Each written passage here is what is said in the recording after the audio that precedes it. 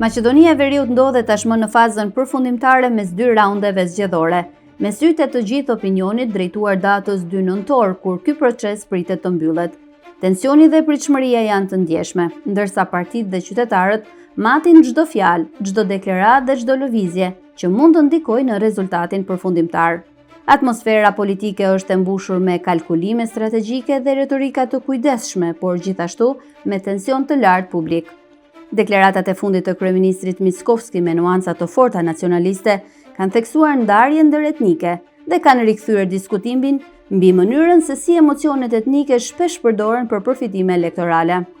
Në këtë klim, qytetarë shqiptar dhe komunitetet e tjera i ndjekin me kujdes zhvillimet e ngjarjeve, duke kërkuar garanci për barazi dhe për një qeverisje që i vendos në qendër të vëmendjes nevojat reale të qytetarëve, jo vetëm interesat politike. Raundi i dytë që përfundon me 2 nëntor do të jetë një test i maturisë demokratike në vend, një provë se a mund të mbizotroj racionalitetin mbi retorikën dhe politika e përgjegjshme mbi emocionin dhe polarizimin. Ky moment nuk shënon vetëm mbylljen e një procesi zgjedhor, por edhe një pikë referimi për të ardhmen e stabilitetit dhe bashkëjetesës në Maqedoninë e Veriut. Në fund të gjithë kësaj shtrohet pyetja: a do të jetë raundi i dytë një moment që do ta forcojë bashkëjetesën ndëretnike dhe kulturën demokratike, apo do të thellojë ndarjet dhe polarizimin që po ndihen në këtë fazë të fundit?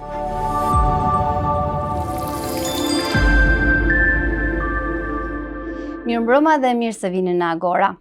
Maqedonia e Veriut pret që të përfundojë tashmë një proces i shoqëruar me goxha tensione, siç janë zgjedhjet lokale të 2025-s. Ne presim edhe raundin e dytë, i cili do të zhvillohet me 2 nëntor, për të parë përfundimisht listën e të parëve të qyteteve që do të ulen në karriget e kryetarëve të komunave. Sot këtë Agora do ta ndaj me një kryetar komune tashmë të konfirmuar.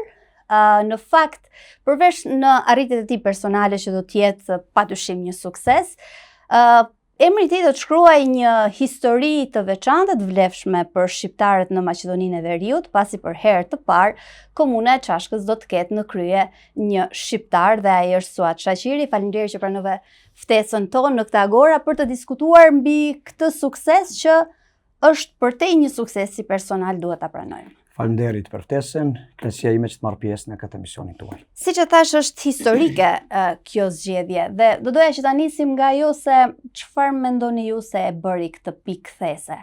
Dekada të tëra kjo komunë është udhëhequr nga pala maqedone, për herë të parë një djalë i ri arriti që t'i bindi qytetarët ta votojnë dhe të dalin përtej pikpamjeve nacionaliste, le të themi, dhe t'ju japin drejtimin e komunës. Faleminderit pra.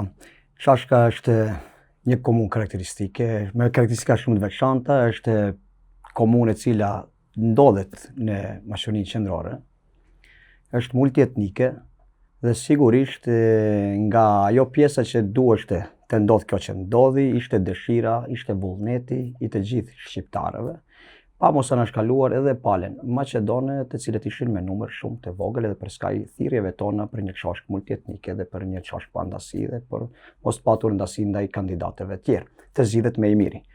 Sigurisht, ajo që e karakterizoi më së tepërmi këtë fitore është Mergata, e cila i dha vullën kësaj historie. Fushata juaj për hir të vërtetës është konsideruar një fushatë e qetë, një fushatë shumë qytetare, le të themi ndër fushatat e kandidatëve më qytetarë që është zhvilluar në këto zgjedhje lokale. Gjatë atyre takimeve që ju keni pasur me banorët, cilat keni vënë re se kanë qenë gjëra që u kanë munguar nga qeverisjet lokale të më përparshme, që ju i detektuat si problematika apo si çështje që ju dhanë edhe përparësi? Nga dita të cilën vendosëm të jemi në fushat apo në terren, unë me ekipin tim, të cilët i falenderoj shumë, ato që ishin mbas këtij procesi, shokët mi, kolegë dhe shumë të tjerë bashkëtarë, bashkëqytetarë, vendosëm që të ecim shtëpi në shtëpi, derë në derë. Dhe ashtu e kishim edhe atë sloganin ton rreth bashkëqytetarëve tonë, veçantisht të palës maqedone.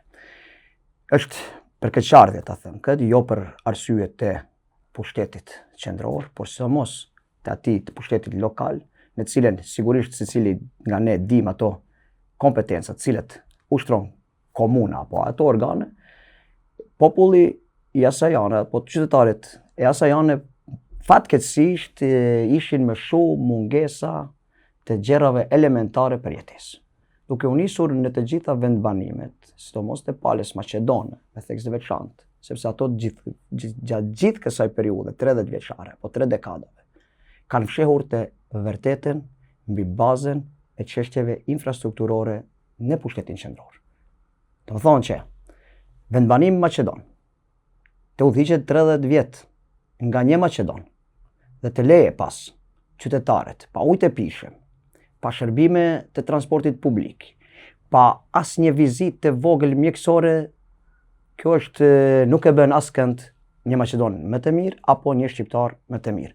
Prandaj slogani jonë që shkup derë në derë, sidomos me theks veçantë tek pala qytetare maqedone, ishte dëshmia që hajdeni ta bëjmë komunën të gjithë bashkë, me personin e duhur, me kuadër cilësor, sepse e kishim edhe shembullin më konkret që Shtetet e Bashkuara të Amerikës nuk humben asgjë, që zgjodhen një person me ngjyrë dhe që adresohen në çdo derë nuk jam fajtor, që unë jam shqiptar, por para juve jam me ofertën zgjedhore, me gjërat të cilet ju premtohen se do të realizohen.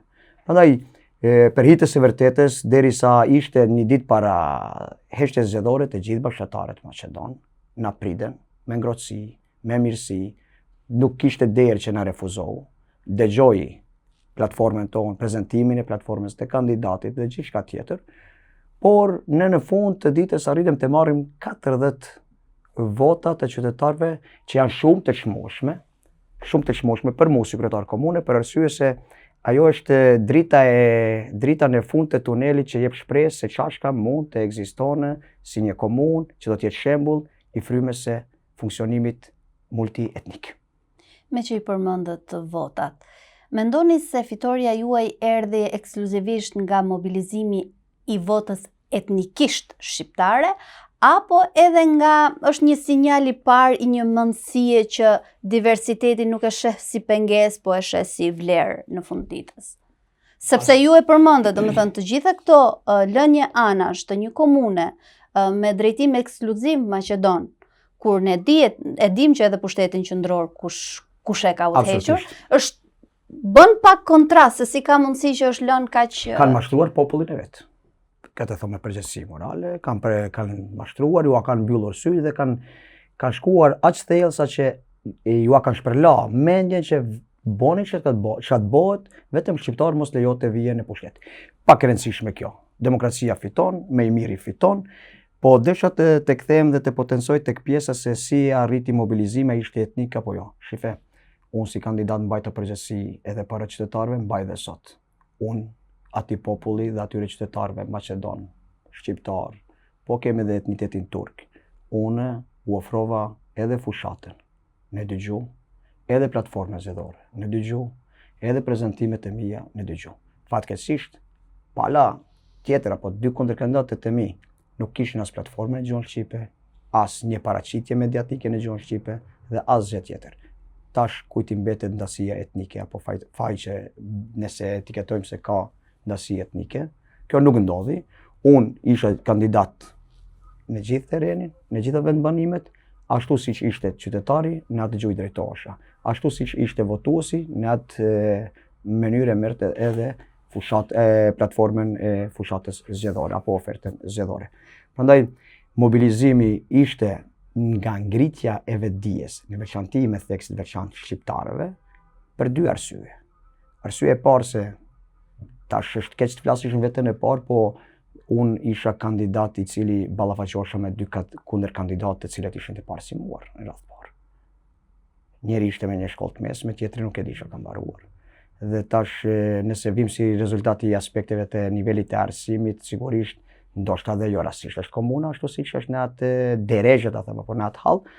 Po edhe kjo është pak rëndësishme. Është aspekti i vetëdijësimit të qytetarëve, në veçanti ftesa që unë gjithë jetën jam vulë e historisë, pjesa e Mërgatës, shqiptarët e atij vendi të cilët jetojnë në shtetet e ndryshme të Europës, arritën të kuptojnë dhe të vetëdijësohen për arsye se nuk mund të jetojë një person me dy jeta të ndryshme.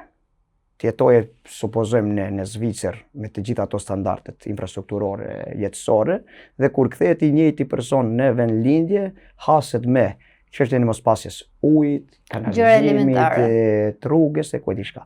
Kjo ishte çështja e ngritjes së vetëdijësimit, thirrjes tonë, insistimit tonë se ne mund të jemi më mirë se të tjerit, dhe kështu që ato përqafuan apelin tonë, përqafuan programën tonë, dhe ja dolem bashkë me mërgjimtarët dhe me gjithë shqiptarët dhe qytetarët tjerë.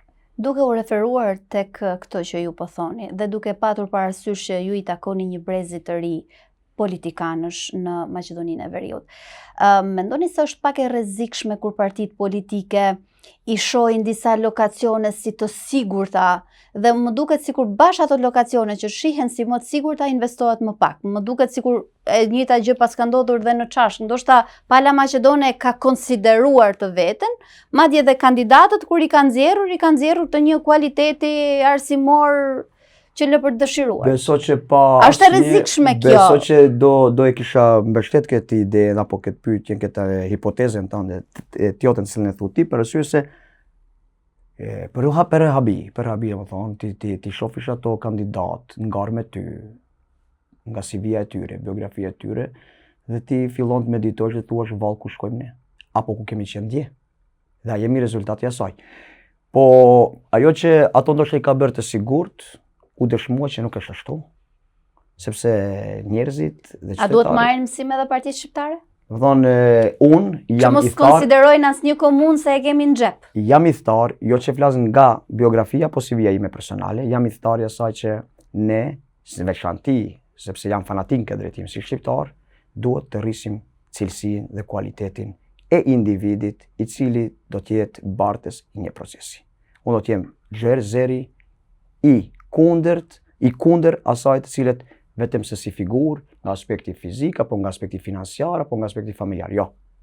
Nëse dëshirojmë të zhvillohemi institucionalisht, politikisht dhe si shoqëri, duhet t'u jepet përparësi personave të cilët kanë në mendjen e tyre aftësitë dhe nivelin e shkollimit për të udhëhequr me një institucion caktuar.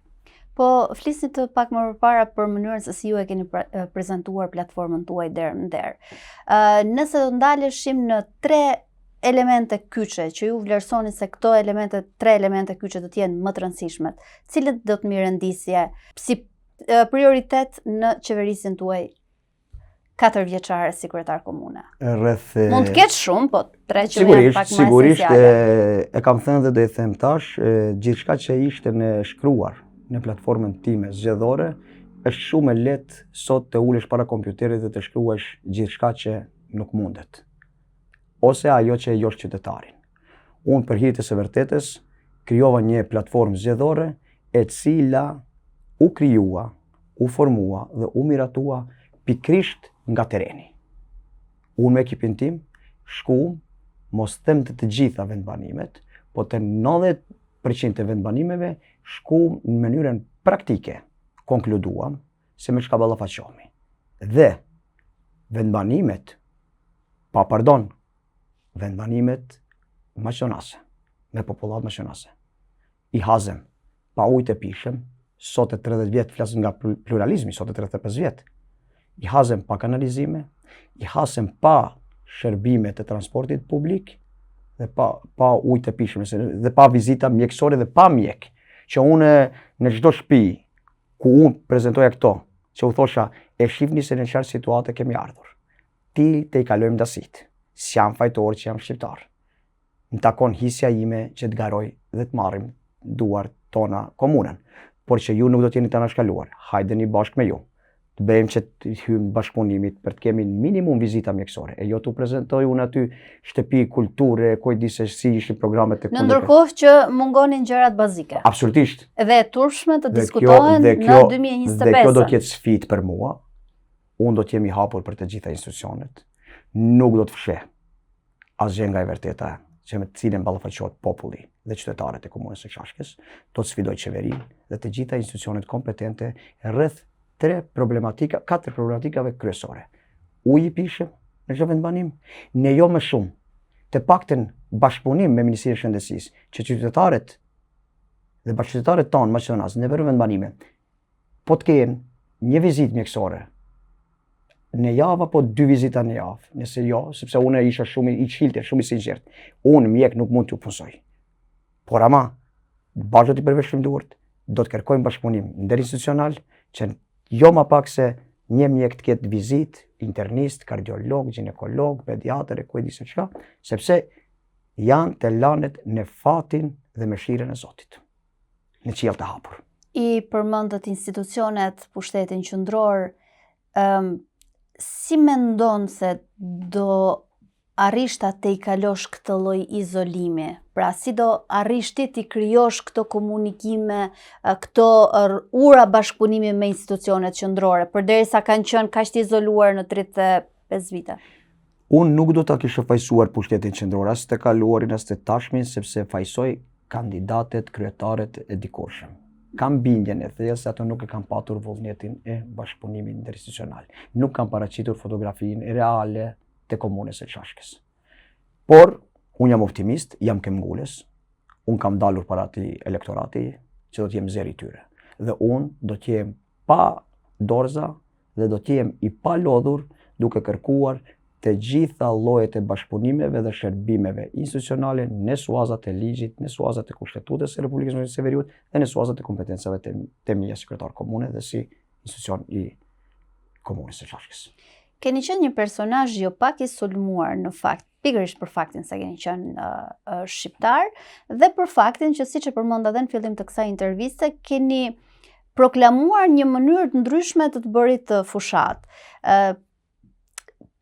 Duke përfshirë gjithçka edhe që thatë, si mendoni që do të arrini ta te i kaloni këtë, le të themi, rezervë me të cilën Pala Maqedone mund t'ju shikoj akoma?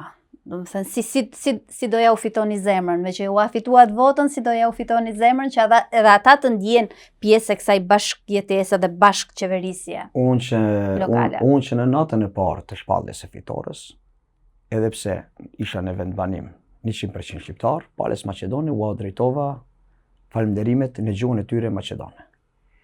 Me mua kryetar komune, Pala Maqedone nuk do të hupe përposa do të fitoje. E para. E dyta, do të jem derë hapur dhe nuk do të bëj asnjë ndasi nga ajo cilësia kanë votuar apo nuk kanë votuar. Të gjithë qytetarët që në ditën që janë mbyllë zgjedhjet, janë të gjithë të barabartë, janë të gjithë votues dhe janë të gjithë qytetarët e mi. Do thonë, nuk do të ketë dallime etnike, nuk do të ketë dallime fetare, kështu që po dhe të themi kështu, si popullat, si qytetar, nuk janë edhe ashtu si shfaqet mediatikisht. Si janë? Ne jemi rritë aty si një... Si shfaqen dhe si janë në të vërtet? Po ja paraprakisht tregova që në çdo derë që trokitem ato ne hapen derën, na ndëgjuan, na priten, na ofruan edhe ushqime dhe pije dhe gjithçka tjetër, në mënyrën më të kulturuar. Por ajo që shfaqet në media janë persona, janë individ që mbulohen në mpetkun e politikës, në mpetkun e partive të ndryshme politike, dhe unë do ta shpreh një rast i cili më motivoi dhe më shumë, më bën më të fortë më shumë. Tha në rrjetet sociale deputet, nuk e di çfarë se s'jam marrur me këto ç'a flasin këto, unë isha i pjesë e qellimit caktuar dhe ma tregon një mikim i thot një orë para mbylljes së fushatës, thot more filan deputeti Igor Zdravovski, se thash nuk e di se smerrem është, thot në status Çashka është Maqedone e Maqedonisë dhe si e tillë do të mbetet. Po pikërisht ai e hupi Çashkën dhe ma solli mu fitoren. Sepse unë si kandidat për kryetar komune, unë nuk dola me kollaret e me kostumet të votoj në ora 8 e gjysmë mëngjesit dhe të hapim procesin sa është demokratik. Po votova në 6:50 mbas ditës, sepse thash e jona o Çashka, jo e atyre. Po ai le të merret me rrjetet sociale, le të mbjell urrëtie, ne të bëjmë punën dhe ajo doli në fund. A e ndjen përgjegjësinë e kësaj që ka ndodhur? Jo vetëm si një kryetar komune, po si një mesazh që shkon përtej një kryetari komune, që çon mesazhe të forta tek politika dhe politikanët e këtij lloji dhe shumë të tillë, të cilët mundohen që për të ruajtur statusin, trupin votues, autoritetin etj, në fund të çdo fushate i mshojnë më shumë të kësaj anës nacionaliste, duke betonizuar kjo është e jona, nuk e japim, që në fund të ditës ju jeni një qytetar i atij vendbanimi, ju jetoni aty, nëse ju e shtroni një rrugë, nuk është se te ajo rruga do vihet tabel, kalojnë vetëm shqiptarët. Absolutisht. Temirat publike janë për gjithë qytetarët. Pikërisht, nëse sillni ujë të pishëm, nuk do vini me emra çesmat që do shkoj vetëm tek çesmat e shqiptarëve. A e ndjeni peshën e asaj që po përfaqësoni në këto momente? Realisht unë jam prapë po të kështu, jam idhtar i modalitetit të bashkëqeverisjes multietnike. Do t'jem shembull, këtë ua garantoj, mbajeni mend. Do t'jem thash zeri i atyre gjithëve dhe të gjitha temirat publike, të cilat do të krahasohen, do të zbatohen, do të prezantohen, do të krijohen nga komuna, do të realizohen, domethënë do të jenë shfrytzues të gjithë qytetarët, pa dallim feje apo kombi. Nuk dyshojnë vetin time, unë jam këmbgulës, jam optimist, sepse maqedonasit do ta kuptojnë vetë se çka kanë humbur për 30 vitet e kaluara. Me që jemi te kjo pikë, ju jeni shembulli i mirë, edhe një mesazh i fortë që u dha në këto zgjedhje lokale. Po, sa u gëzuam që në këtë vend po jepen sinjalet e para që mund të tejkalohen, ose ajo që unë e thash pak më përpara që diversitetin të ndryshëm ta shohim si vlerë dhe jo si pengesë, sa ju gëzuam fitores tuaj. Zoti Ramadani në një tjetër komunë është duke u përballur me një sfidë goxha të fortë. Kjo na i fiku pak shpresat që na u ngjallën me ju, sepse duket që tezat nacionaliste kur vjen puna tek vota aktivizohen, le të themi dhe që kanë efekt edhe te kampi shqiptar. Nacionalizmi maqedon, që erdhi nëpërmjet deklaratës së kryeministrit, por që u duk se reflektoi dhe pati efekt edhe te pala jon. Situata them kështu, miku tim, kolegu të arshëm tim, kryetari të arshëm të Bervenicës është e ndjej nga pozicioni jo i të qenurit kryetar, po nga pozicioni kur dikur unë isha kandidat, kisha fatin që t'jem kandidat i Aleancës Kombëtare për Integrim, në kuadër të Bashkimit Demokratik për Integrim, dhe i përzgjedhur i liderit ton Ali Ahmeti, dhe nuk e kisha fatin të lishohem komplet nga duart e tyre, vetëm se dikush dëshiron ta ketë shashken. A u lëshua zoti Ramadani? Vlerësoj që po.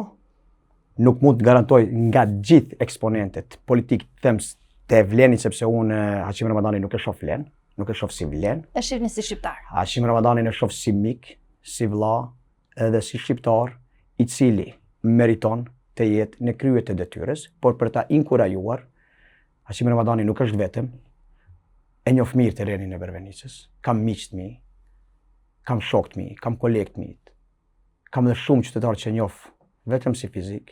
Hashim Ramadani ka një ushtri të madhe, të them, të votës, dhe nga ajo të cilën e din më së miri ato, Hashim Ramadani shkruani do të jetë kryetari i arshëm i Bervenicës në ora 7:00. Në dy pika duhet të ndalem.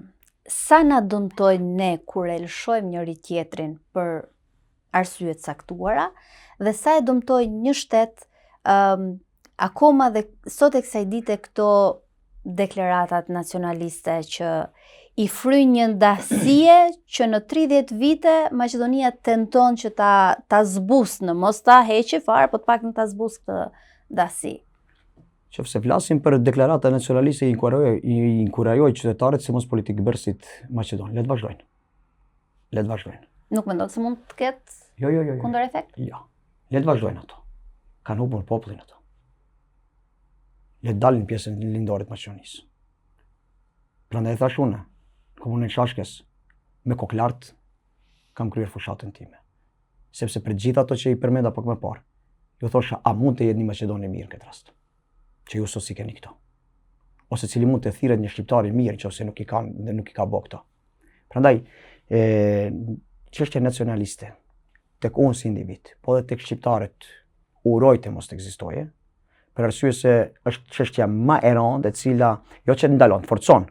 Po mbi gjitha, unë vi nga një komunë e cila ushqeu nacionalizmin. Unë vi nga një komunë ku i është mohuar shqiptarit gjuha shqipe.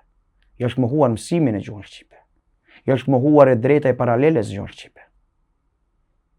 Kjo ishin ato të cilët mu më kanë bërë dhe më të fort që ti heci procesit që t'jenë fati i shqiptarëve dhe i maqedonëve në duart mia për ta dëshmuar se ato nuk do të trajtohen siç na kanë trajtuar. Po dhe thirrja në këtë rast, me rastin e Bervenicës.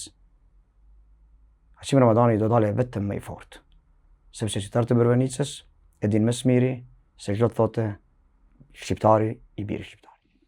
Duke u mbështetur tek gjithë kjo, mendoni se politika në Maqedoninë e Veriut është e gatshme për te i kalim dasish dhe krijim të platformave politike që i te i kalojnë nacionalitetet? Unë jam shumë optimist. Nisur dhe nga shembulli. Unë jam shumë optimist. Unë e kam filluar me optimizëm dhe do vijë dita kur do të dëshmohet se mundet, po të kalojnë disa. Në fakt edhe në bazë të disa analizave, gjë që realisht ju ma konfirmuat me përgjigjet tuaja, shumë analiza politike bërë edhe te kampi Maqedonas kanë vlerësuar se fitoria juaj ishte në një farforme një revolt e heshtur e votuesit Maqedonas. Është ajo që ju edhe ma konfirmuat. Mund të përbëj Çashka një model që ndoshta mund të ndiqet në zgjedhjet e tjera dhe nga komunat e tjera? Mund të kemi të tjerë shqiptarë që do ulen në karriget e kryetarëve të komunave edhe në komunat të tjera që ndoshta njësoj si në rastin tuaj nuk është perceptuar që mund të jetë një shqiptar. Çashka do të jetë hapja e derës për të dëshmuar se shqiptarët mund të udhëheqin, do të presim Krushevën, Butelin dhe disa komuna tjera që janë në rritje të numrit të shqiptarëve. Dhe do jetë dëshmi e mirë Çashka se në të ardhmen do të jemi shembulli që mos të kemi ndasi në kandidat. Dhe në fund të kësaj interviste së bashku,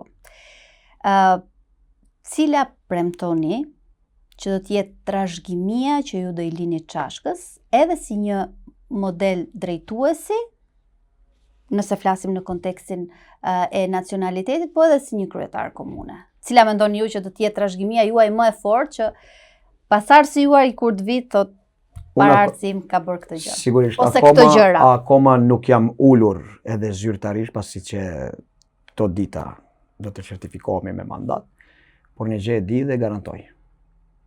Trashëgimia më e madhe e komunës së Çashkës do të jetë bashkëjetesa mes qytetarëve, qytetarët me ujë të pishëm, me shërbime transportit publik dhe me të gjitha mundësitë brenda kompetencave të asaj komune, do të jem servis i qytetarëve deri në frymën e fundit sa të jem unë aty. Unë ju falenderoj shumë për këtë intervistë. Ju uroj shumë suksese dhe uroj që të jemi dëshmitar të realizimit të gjitha gjërave që ju keni premtuar për të dhënë një shembull të mirë edhe tek pala tjetër. Faleminderit. Ndërkohë ne të nderuar televizionistë do të ndjekim në vazhdim në pjesën e dytë të këtij emisioni një intervistë ekskluzive të realizuar nga stafi jon me ish ministrin e drejtësisë, me juristin Ylli Manjani. Ne kemi bërë le të themi një rezume të këtij viti zgjedhor që e ka shoqëruar Shqipërinë, Kosovën dhe Maqedoninë, sepse të treja shtetet kanë pasur zgjedhje lokale apo të përgjithshme. Kemi bërë një pasqyrim të përgjithshëm të situatës politikës rajonale dhe impaktin e elementit shqiptar. Këtu përshëndetemi së bashku për t'ju lënë sërish takim të shtunën e ardhshme në Almak Press.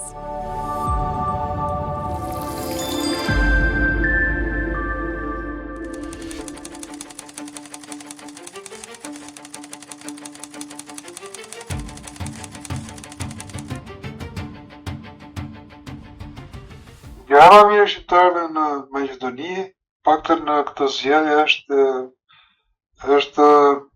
le të themi koalicioni, pavarësisht të zhvillimeve me partinë me Ali Ahmetit, sidoqoftë koalicioni i shqiptarëve është gjë e mirë. Gjithmonë kudo që ka koalicion shqiptar, është gjë e mirë.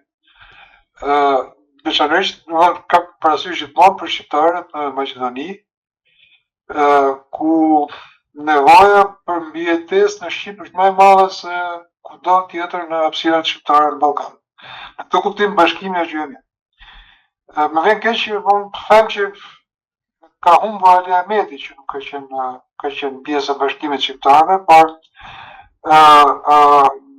ka bërë koalicionin ndoshta i nisur nga e shkuar nga nevoja për treguar që është mbi çdo gjë, ka krijuar atë situatë.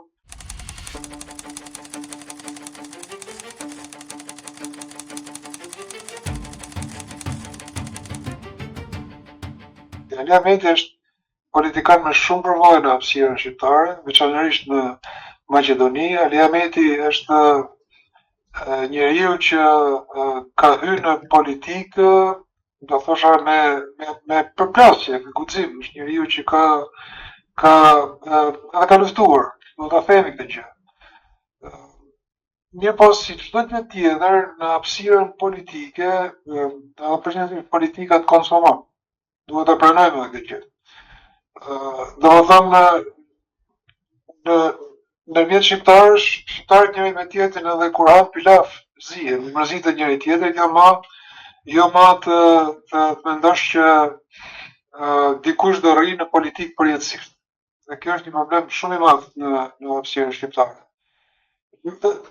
Ka një dallim, duhet ta bëj edhe këtë ndoshta çik më vonë, po sidoqoftë në hapësirën e politikës shqiptare në Maqedoni, unë mendoj që edhe orët e punës politike të Ali Ahmetit janë drejt fundit. Është gjëja më logjike që në radhët e BDI-s të kishte diçka tjetër, të ketë gjithmonë gjëra të reja, udhëheqës të ri, sepse unë historisë është kjo, sa herë shqiptarët përçaren humbin, kjo është definicion, kjo është e provuar tashmë, nuk e di edhe sa 100 vjet të tjera duhet ta kuptojmë këtë histori.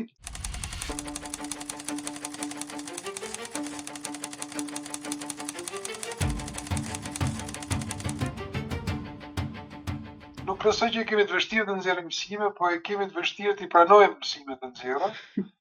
Dhe kjo është ato, se nuk do në logjik madhe për të nxjerrë mësime. Mësimet aty janë, historia aty flet, ulëret madje, nuk është se thjesht flet. Por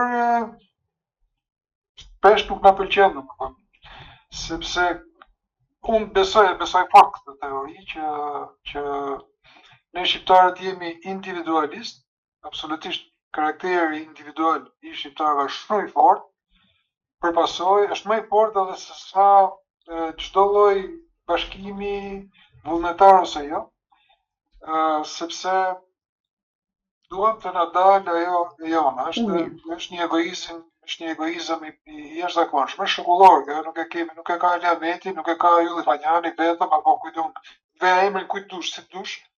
Kjo është midis nesh, ne kemi këtë gjë. Dhe kjo na kanë diktuar shumë që të mos formsojmë grupime të mëdha për të qeveritur. Për shembull, do të marr vetëm një rast, sepse dua ta ilustroj këtë që sa po thash. Nëse mbledhim aritmetikisht faktorin shqiptar në Ballkan, ne jemi absolutisht popullsi e dyta ndoshta, mos grekëve, në numër popullsie.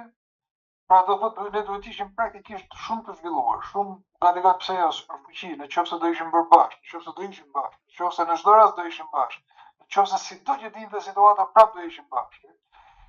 Fakti që na ndajnë, na përçajnë, ndajmë edhe vetë, përveç se na ndajnë, na ka lënë këtu ku jemi.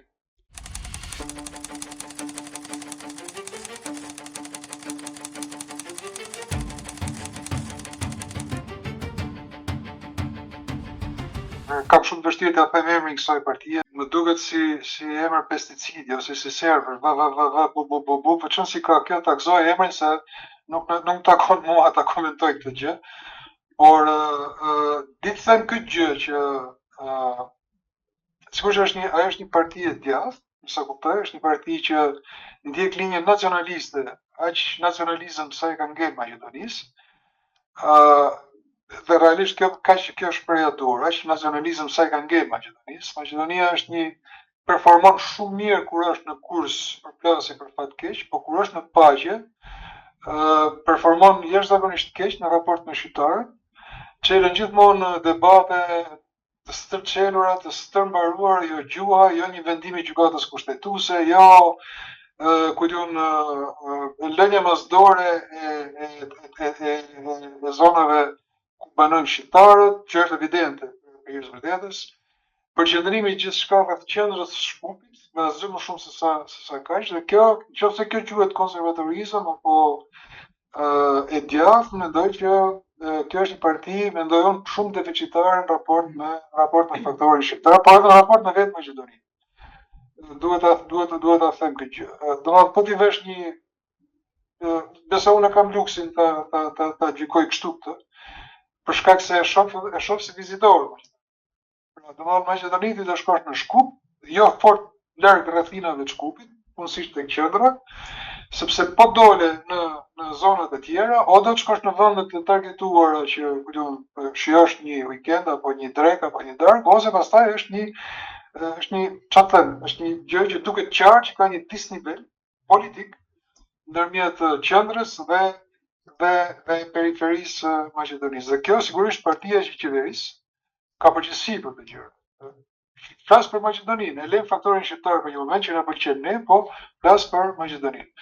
Së pari, së dyti, në raport me faktorin shqiptar me Shqipërinë, besoj se ka në një problem. Unë mendoj që kjo partia që ka këtë emrin e çuditshëm është realisht e thash sertak më parë, është deficitare domethënë. Dhe sigurisht shqiptarët janë deficitarë për vete, në kuptimin që nëse do ishin edhe më të bashkuar, do ishin edhe më shumë faktor, por ka një problem të madh prapë që është midis nesh. Që edhe shqiptarët që hynë në qeverisjen e partive të Maqedonisë fillojnë transformohen çuditërisht. Domethënë, ngelen disa të thëna apo disa deklarata, po ka shumë pak veprime ekzekutive. Pra domethënë puna është, vjen një pikë që duhet të thotë, jam as jam në qeverisje, jam as jam në politikë.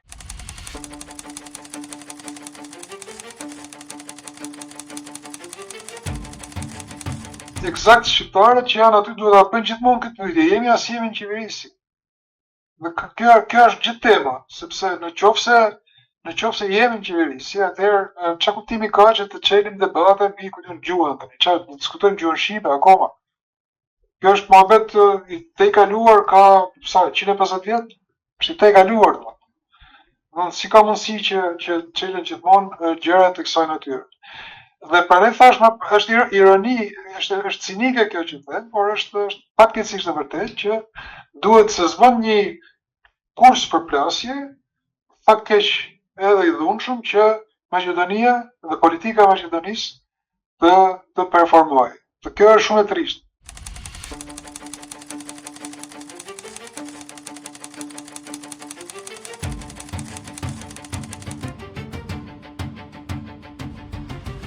Janë dy gjëra që duhet të ndajmë, që është bashkëpunimi partjak ndër i shqiptarëve ndërkufitar në Ballkan. Është një gjë tjetër që sa publiku, shqiptarët kudo që gjenden, kanë informacion mbi politikën. Kjo e dyta është deficitare. Domethënë nëse testoni me pak vëmendje, do kuptoni që vëmendja politike e shqiptarëve në Maqedoni, në Shqipëri veçanërisht, edhe në Kosovë, ndaj partive politike kudo që gjenden në Maqedoni veçanërisht, po edhe në Kosovë, është e ulët. Pra domethënë ka një njohje relative të shqiptarëve politik, shqiptarëve që merren në politikë. Kjo për shkak të faktit se njerëzit sigurisht sot në kohën e sotme janë përqendruar më shumë tek hallet familjare, tek emigracioni midis nesh është një smundje e madhe, është e jashtëzakonshme. Dhe kjo sigurisht ul interesin për politikë, por edhe për shkak të faktit se në hapësirat politike shqiptare ka shumë pak teza politike. Duket sikur njerëzit hynë në politikë për të bërë karriera personale, jo për të zhvilluar teori apo teza politike. Kjo është një pra, domethënë në hapësirën e mbar shqiptare është shumë vështirë të identifikosh politikan për shkak të tezave politike. Identifikohen politikan që janë qeveri, thonë filani ka qenë ministër ose ka qenë kryeministër ose është kryetar partie dhe kaq, dhe këtu mbaron historia. Por se çfarë ide politike përfaqëson, kjo është domethënë, njihet Edi Rama sepse Edi Rama është spektakolar, Njihet sigurisht Albin Kurti, për çfarë ka në vetvete Albin Kurti, se i tha një 2 herë Amerikës stop dhe Amerika e rrezoi nga qeveria, po këtë e bëri të famshëm. Po se cila është teza politike e Albin Kurtit në hapësirën bashkëtare, flas për interesin bashkëtar, është një pikpyetje shumë e madhe. Unë personalisht në hapësirën politike të Maqedonisë, domethënë di që politika e shqiptarëve për qendra politike e shqiptarëve është tetova. Të tillë.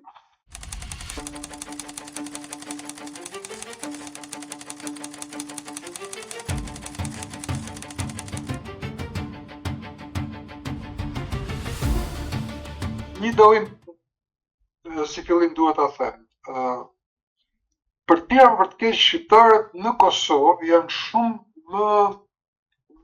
më të ndjeshëm politikisht. Pra, në kuptimin që shqiptarët e Kosovës janë të vetmit shqiptarët sot në hapësirën e vendeve ku jetojnë, që ende besojnë që me votë ndryshohet gjëja. Realisht. Ne shqiptarët e Republikës Shqipërisë nuk e besojmë që me votë ndryshohet gjë. Po edhe në Maqedoni duam s'duam ne, dihet elektohen partitë shqiptare, dikush do hyjë, dikush do dalë, por nuk besimi i njerëzve tek vota është hajde të bëjmë qokën, por jo se do ndryshojmë gjë. Është në këtë kuptim. Në Kosovë ka ende besim që me votë ndryshohet gjë. Atëherë, Albin Kurti ka qenë një nga përfituesit e kësaj filozofie politike të popullit Kosovës, popullit politik në Kosovë. Personalisht, sjellja e Albin Kurtit në këto vite, mua më ka zhgënjur shumë në këtë vitin e fundit. Dhe besoj që sjellja e tij politike, domethënë ai ishte politikani që komandonte Kosovën, sot Albin Kurti nuk e komandon dot si më thënë mjedisin politik. Ishte komandanti i mjedisit politik, tash është mjedisi politik që e ka vënë përpara Albin Kurtin dhe mirë e ka bërë. Për shkak se është sjell keq. Shikoni, Albin Kurti s'pari për mendimin tim, dhe kjo është problemi kryesor që ai ka dështuar të lexojë vullnetin politik të popullit të Kosovës.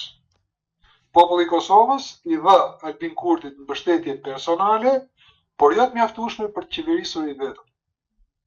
Ky është leximi i duhur që duhet i bënte rezultatet të zgjedhjeve. Dhe nëse do të bënte këtë leximin e duhur, nuk do kishte fare nevojë të bënte atë spektaklin që jo zgjedhim kryetarin, jo shtym seancën, jo 70 procese në gjykatën kushtetuese për të zgjedhur një kryetar. Domethënë u krijua ideja që Albin Kurti ishte pa lumtur me rezultatin e zgjedhjeve dhe donte të provokonte zgjedhje zgjedhje të parakoshme. Dhe kjo është praktikisht e thënë shqip të tallesh me vullnetin e njerëzve. Dhe kjo nuk domethënë këto janë mundësira që një popull si Kosova, që thash është ende vital, ende beson tek vota, nuk mund t'ja bësh këtë gjë sepse të ndeshkon. Dhe ndeshkuar. Po ta vini re, ato zgjedhje që janë bërë tani në zgjedhje lokale, padyshim që është ndeshkim për vendosin, sepse ata kanë abuzuar me vullnetin në kuptimin jo financiar, jo korruptiv, por nuk e kanë lexuar drejt vullnetin e popullit të Kosovës dhe përpasoj kanë qenë të paaft ose kanë qenë qëllimisht të paaft për të adresuar siç duhet problemin politik. Tani ka një pyetje tjetër që duhet shtruar në këtë gjë. A mund të ketë luksin qeveria e Kosovës, pra shteti i Kosovës, që të jetë pa qeveri një vit rresht? Pa qeveri legjitime, të mirë formuar, ku jo thjesht të diskutojë çështje të ka buxhet apo s'ka buxhet, sepse buxhetet në këto vende tona janë pak kështu si simbolike, të domosdoshme sigurisht, por prapë simbolike, por në raport me njohjet ndërkombëtare, Kosova vazhdon të ketë problemin e sfidës së njohjeve ndërkombëtare. Nuk mund të hysh në sfida kaq të mëdha, duke mos lexuar vullnetin e popullit tënd. Fjala vjen, në qoftë se kushti ishte që Albin Kurti mos i ishte kryeminist, një lider do duhet ta cedonte këtë gjë. Po, edhe mund mos jesh kryeminist për të lexuar vullnetin e popullit tënd. Se kjo është loja, këtë gjë ka bërë Ramush Haradinaj. Ka hyrë ka dalë në qeveri sepse kush ka qenë rezultati i zgjedhjeve. Ka hyrë ka dalë në qeveri Hashim Thaçi, ka hyrë ka dalë në qeveri të LDK-s pafund, ka ndruar 3-4 kryeministra. Pikërisht për të bërë këtë gjë. Domethënë pse s'duhet ta bëj vetvendosja këtë gjë?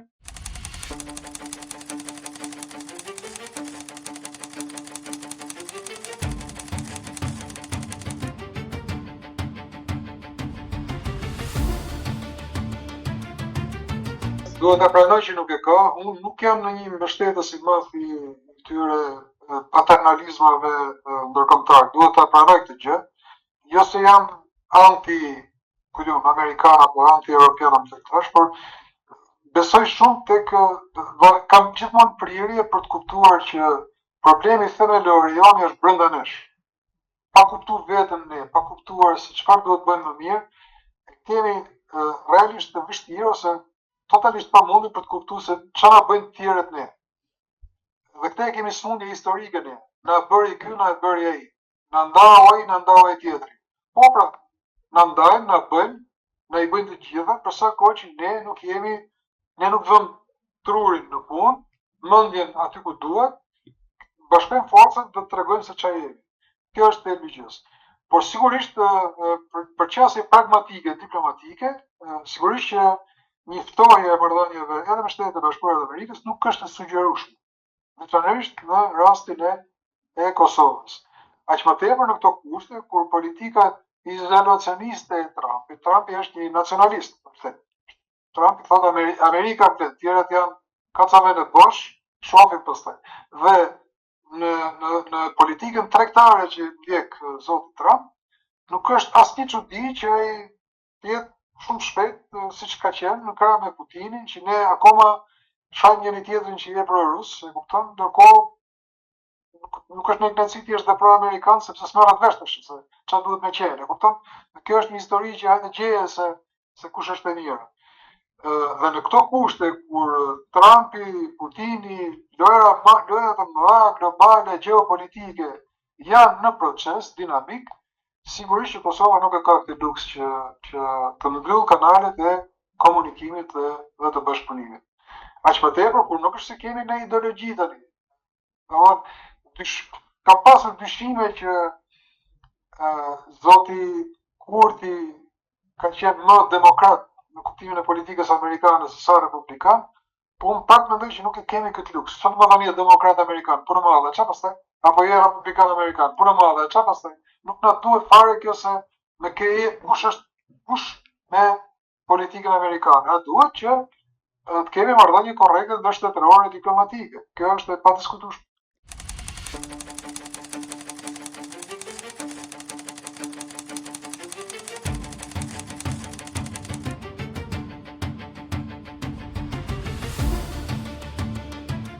Në një shtet demokratik nuk do ishte problem, por në një shtet që kërkon të ndërtojë demokracinë, po është problem.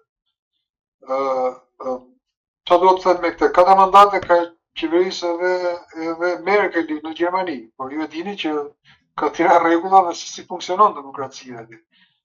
Kur kam parasysh që vetëm në 2 vjet e gjysmë Gjermanisë i ranë 2 president. Vetëm nga Bildi, nga gazeta Bild. E kupton? Kjo është standard super i lartë. Sigurisht nuk është normale në hapësira si Shqipëria që kërkojnë të vendosin një sistem demokratik solid që të kthehen tek imazhet e së shkuarës. Një parti që rri gjatë në pushtet, domethënë luan kundër kohës, kundër teorisë konsumit. Dhe që më thash pak më parë për Ali Ahmetin, më vlen shumë mirë edhe për Edi Rama. Njësoj është. Politikanët janë në orë pune. Domethënë në mekanik edhe hekuri me kalimin e kohës konsumohet nga fërkimi, kurse në qoftë se njeriu me kalimin e kohës nuk konsumohet dhe nuk quhet me njeriu, quhet zullum. Dhe kjo është një gjë që duhet ta pranojmë që kështu është. Spari, së dyti pa ta shikoni me vëmendje, as vetë socialistët nuk u bën mirë këtë. Sepse edhe ata kanë nevojë të kuptojnë që një ditë nuk do jenë në zyrat e pushtetit, apo të shtetit, apo kudo që jenë, por duhet ta shohin edhe në një anë tjetër. Domethënë, cilito që e ka parë në të dy anët politikën, edhe brenda dhe jashtë, e kupton shumë mirë që është shumë e rëndësishme dhe nevojshme rifreskimi politik. Por këtu problemi është që ka humbur në Shqipëri, pra në shoqërinë shqiptare, ka humbur balancë, ka humbur ideja e balancës politike. Dhe kriza, në mendimin tim, është më e rëndë se sa partijake. Shqipëria ka rëshkitur, besoj, dhe di se sa shpejt do dalë nga kjo rrëshqitje në një krizë të thellë sociale. Shoqëria ka një raport të vdekur me politikën. Partitë politike nuk janë më instrumenta politike, por janë qendra biznesi.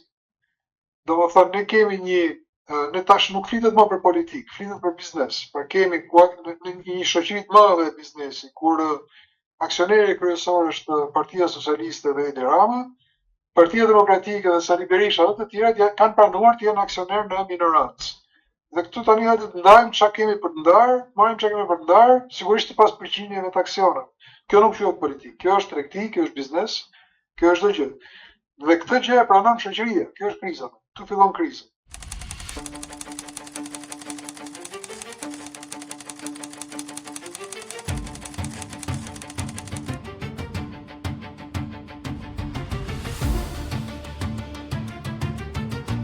Jo, politika shqiptare qartësisht është në kurs të ndryshëm me interesin e shoqërisë për zhvillim demokratik. Unë ju thash pak më parë Kosova ka qenë, pra shoqëria Kosova, shqiptarët e Kosovës janë ende besojnë tek vota, midis nesh, hapësirën tonë në Kosovë besohet ende tek vota, dhe politika ka bërë çmos që ta vrasë këtë besim. Ndërkohë në Maqedoni dhe Shqipëri është njësoj, është një rutinë, domethënë. Kemi të parti, njerëz që dalin votojnë, as po votoj për këtë, as po votoj për atë tjetër, një tifozllëk politik, po jo një entuziazëm që shiko unë kam një votë dhe duhet ndryshoj diçka, ose duhet bëj diçka. E gjen gjithmonë e më shumë të vdekur në hapësirën tonë.